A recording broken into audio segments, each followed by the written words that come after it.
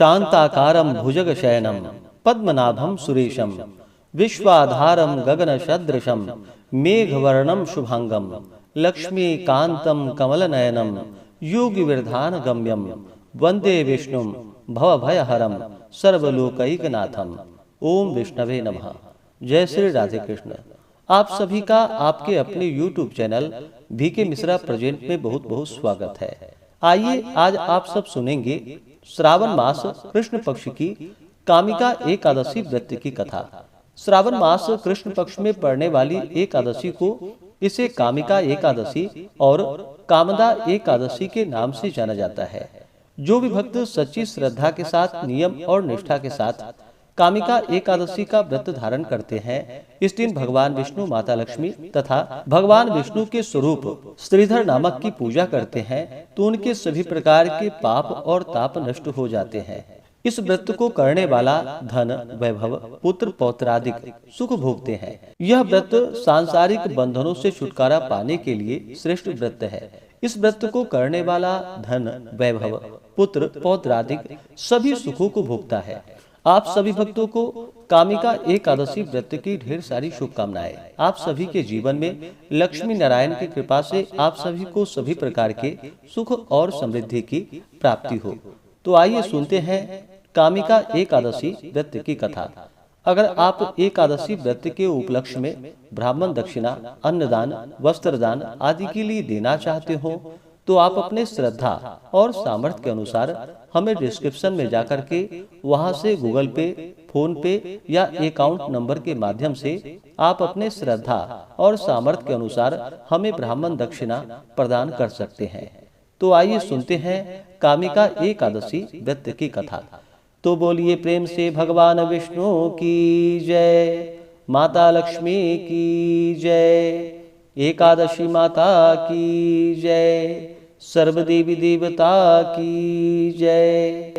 कथा के अनुसार युधिष्ठिर ने भगवान श्री कृष्ण से कहा कि हे भगवान, श्रावण मास के कृष्ण पक्ष की एकादशी का क्या नाम है और इसका क्या महात्म्य है, सो मुझसे कहने की आप कृपा कीजिए।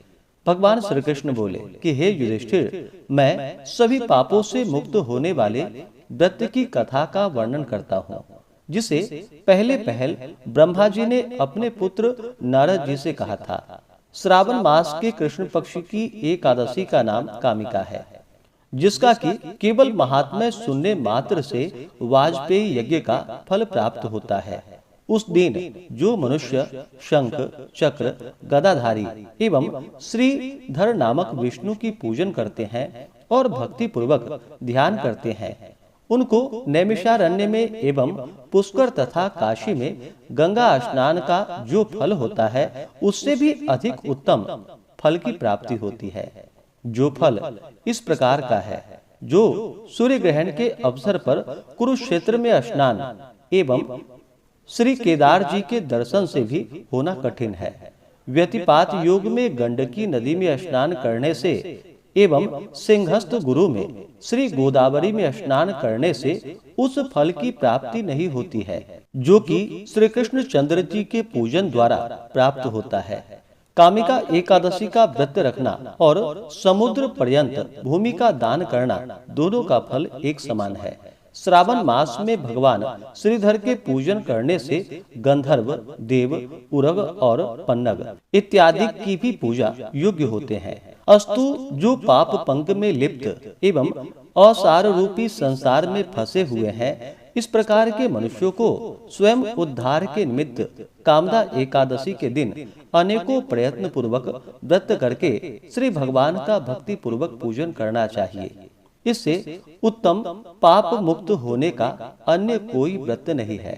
अध्यात्म विद्या जिसको ज्ञात है, उसको जिस जिस फल की प्राप्ति होती है, उस फल की प्राप्ति मनुष्य को कामिका एकादशी का व्रत करके रात्रि में जागरण करने से होता है। कामिका एकादशी के व्रत का ही प्रभाव है जो योगियों ने मुक्ति प्राप्त की। अस्तु सच्चरित्र मनुष्यों को इस व्रत को करना नितांत ही आवश्यक है।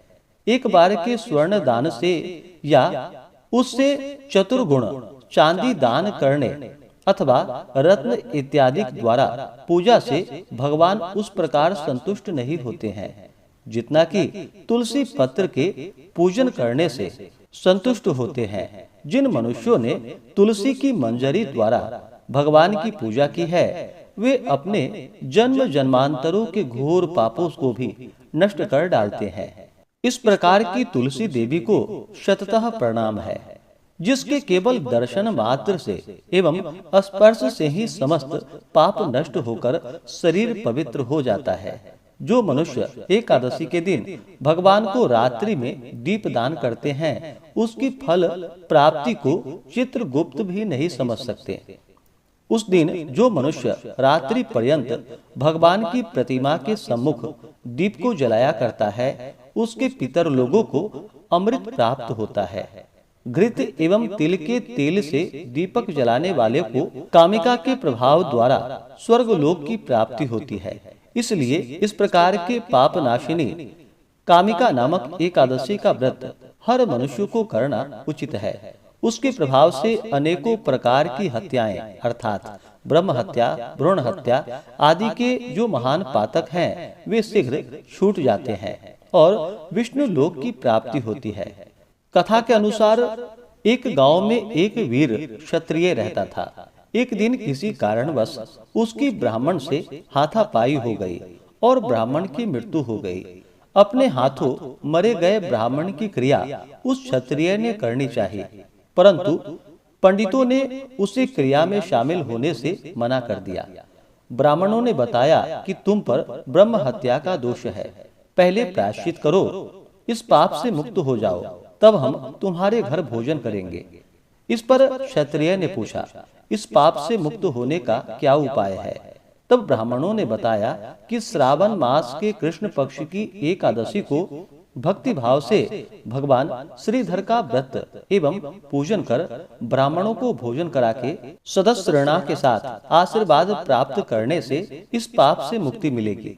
पंडितों के बताए हुए तरीकों पर व्रत कराने वाली रात में भगवान श्रीधर ने क्षत्रिय को दर्शन देकर कहा कि तुम्हें ब्रह्म हत्या के पाप से मुक्ति मिल गई है।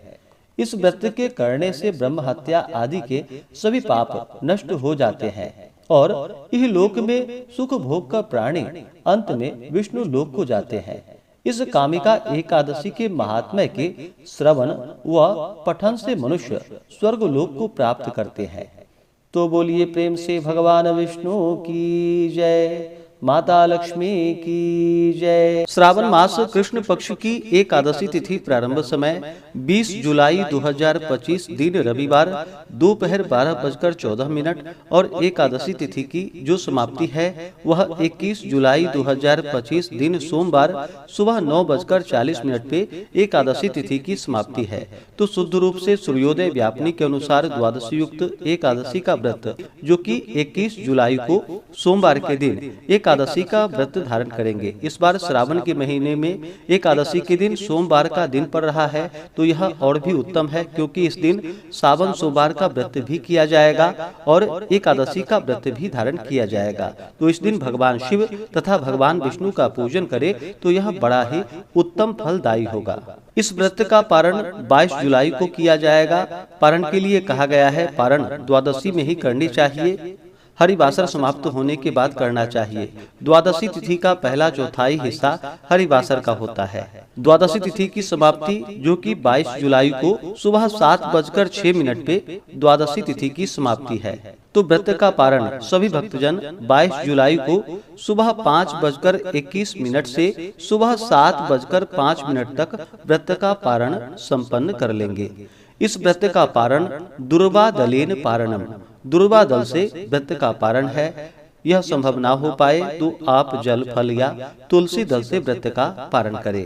21 जुलाई को ब्रह्म मुहूर्त का समय सुबह 4:14 से सुबह 5:55 तक होगा। सूर्योदय का समय सुबह 5:20, सूर्यास्त शाम 6:48 होगा। राहु काल का समय दोपहर 3:26 से शाम 5:07 तक होगा। राहु काल समय के दौरान कोई भी शुभ कार्य या नया कार्य नहीं करना चाहिए, इस बात का ध्यान रखें। प्रातः काल पूजा का शुभ मुहूर्त सुबह 4:35 से से सुबह 5:36 तक होगा। अभिजीत मुहूर्त का समय दोपहर 12:01 से दोपहर 12:55 तक होगा। विजय मुहूर्त का समय दोपहर 2:44 से दोपहर 3:49 तक होगा।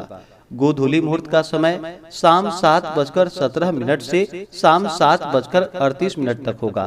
शाम को पूजा का शुभ मुहूर्त शाम 7:18 से रात्रि 8:20 तक होगा। अमृत काल का समय जो कि सुबह 6:09 से सुबह 7:38 तक रहेगा। 21 जुलाई को सर्वार्थ सिद्धि योग बन रहा है जो कि पूरे दिन तक रहेगा और इस दिन अमृत सिद्धि योग भी बन रहा है जो कि रात्रि 9:07 से शुरू होकर के अगले दिन सुबह 5:37 तक होगा। इन योग में पूजन आदि का कार्य करना, दान पुण्यों के कार्य करने का विशेष महत्व माना गया है।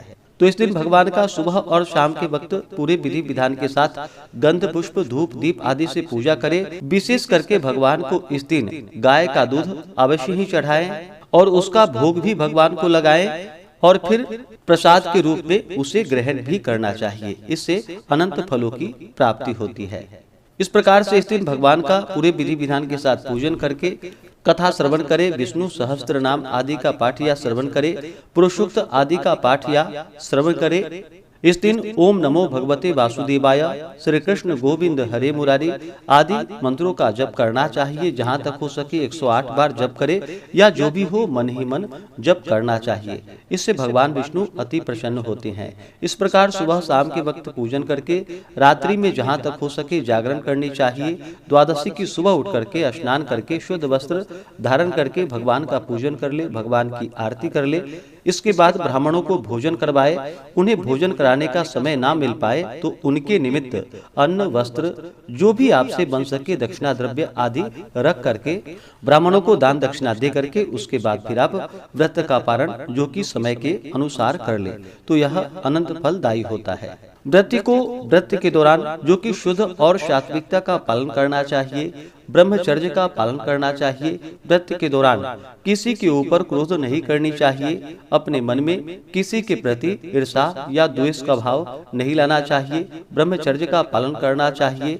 भगवान विष्णु के चरणों में अपना मन लगाना चाहिए। और इस बार खास करके सोमवार के दिन एकादशी का व्रत है, तो इस दिन भगवान विष्णु का पूजन करे। साथ ही भगवान शिव जी के मंदिरों में जाकर के भगवान शिव जी का अभिषेक करे, पूजन करे, तो यह अनंत फलदायी माना गया है। और इस दिन भगवान का पूजन करे तो भगवान विष्णु का जो कि तुलसी मंजरी से अवश्य ही पूजा करनी चाहिए। साथ ही भगवान शिव का भी तुलसी मंजरी से पूजन करे।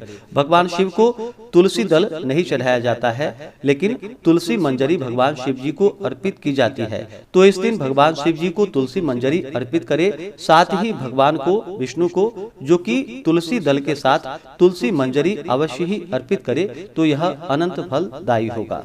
तो आशा करता हूँ कि यह जानकारी आपको अच्छा लगा हो।